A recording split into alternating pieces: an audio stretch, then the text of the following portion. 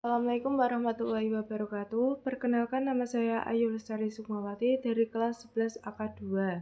Nomor absen 13.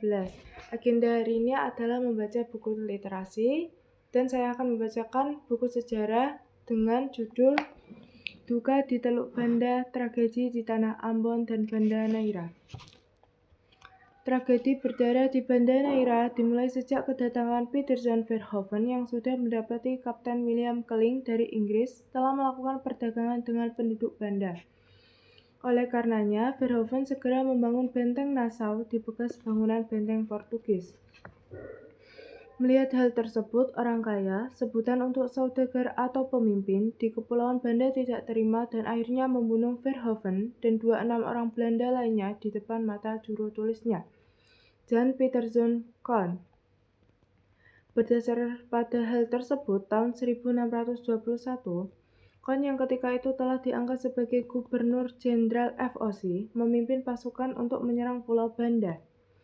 Ia membawa 1.600 pasukan Belanda, 300 narapidana Jawa, 100 samurai Jepang, serta sejumlah budak untuk membantai penduduk Banda dan 44 orang kaya di Banda. Dari total 14.000 orang rakyat Banda hanya tersisa 480 orang saja. Orang Banda yang masih hidup kemudian dibawa ke Batavia sebagai budak dan ada juga yang melarikan diri ke Pulau Kei dan meminta perlindungan kepada Inggris.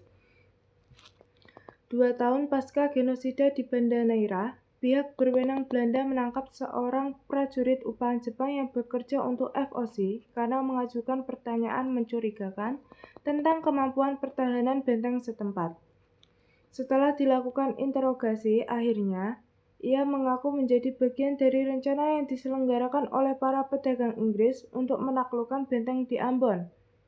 2 minggu kemudian, 21 orang Inggris dieksekusi karena dicurigai terlibat dalam rencana tersebut.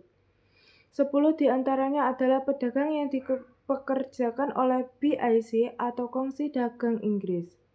Berita sampai ke London setahun kemudian dan membuat hubungan Inggris dan Belanda semakin memanas.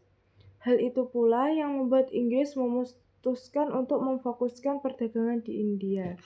Sekian dari saya. Wassalamualaikum warahmatullahi wabarakatuh.